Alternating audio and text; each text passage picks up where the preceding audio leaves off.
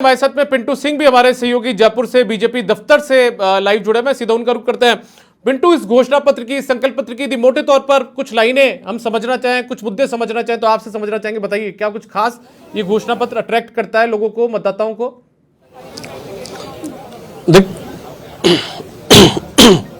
देखिए, सीधे तौर पर इस घोषणा पत्र के माध्यम से बीजेपी ने एक बड़ी, जो कह सकते हैं कि आधी आबादी है, महिला वर्ग को साधने की कोशिश की है, युवाओं को साधने की कोशिश की है और किसानों को साधने की कोशिश की है। बात महिलाओं की जाए तो महिलाओं को लेकर जो बीजेपी ने पिछले 5 साल में जो मुद्दे बुनाए, कानून व्यवस्था को लेकर, महिला अत्याचार को लेकर, उसकी झलक इस घोषणा पत्र में दिखी। सबसे बड़ी बात, जिलों में महिला थाना खोलने की बात की गई और यूपी के तर्ज पर जो रोमियो स्क्वाड की बात है उसकी यहां पर बात की गई। साथ ही जो बच्ची पैदा होगी उस पर 2 लाख का सेविंग बॉन्ड की बात की गई है। तो कहीं ना कहीं आधी आबादी को यहां पर साधने की कोशिश की गई। महिला जो अपराध है उसको लेकर महिला थाना खोलने की बात की गई, रोमियो स्क्वाड खोलने की बात की गई। साथ ही बच्चियों को, बच्ची के पैदा होने पर सीधे तौर पर 2 लाख का सेविंग बॉन्ड की ये घोषणा पत्र के माध्यम से यहां पर बीजेपी ने कोशिश की है, महिला वर्ग को साधने की कोशिश की गई है। साथ ही जो 12वीं क्लास की जो छात्राएं हैं, जो मेधावी छात्राएं हैं, उनको स्कूटी देने की बात की गई। बात आती है दूसरे नंबर पर किसानों की, क्योंकि किसान एक बड़ा वर्ग है राजस्थान में। किसान मतदाताओं का झुकाव जिसकी तरफ रहता है, वो सरकार बदलना और सरकार बनाना दोनों अपने हाथ में रखता है। किसान के हाथ में वो चाबी होती है। तो किसानों को यहां पर साधने की कोशिश की गई।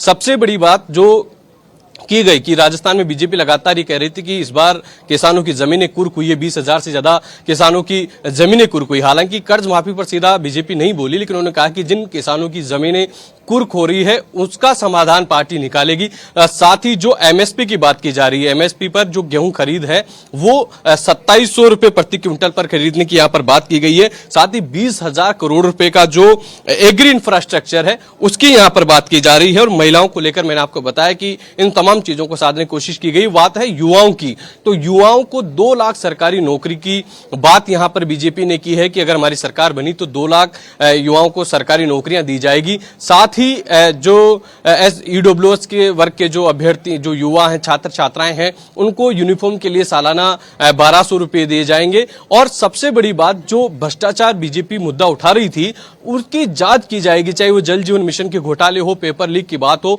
उनको लेकर एसआईटी का गठन किया जाएगा और एसआईटी के जरिए इन तमाम घोटालों की जांच करवाई जाएगी। और इंफ्रास्ट्रक्चर को लेकर भी खासा जोर इसमें दिया गया है, पर्यटन को लेकर भी खासा जोर दिया गया है, क्योंकि राजस्थान में पर्यटन का काफी स्कोप है। पर्यटन का इसमें काफी कहीं ना कहीं कह सकते हैं कि इस पर फोकस किया गया है।